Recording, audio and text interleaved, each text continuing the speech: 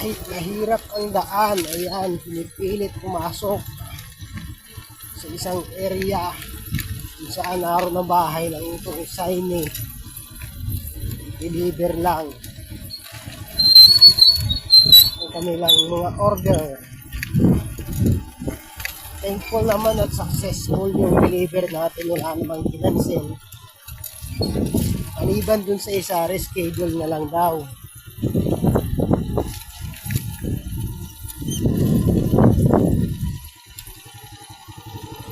Hindi lang naman, walang problema.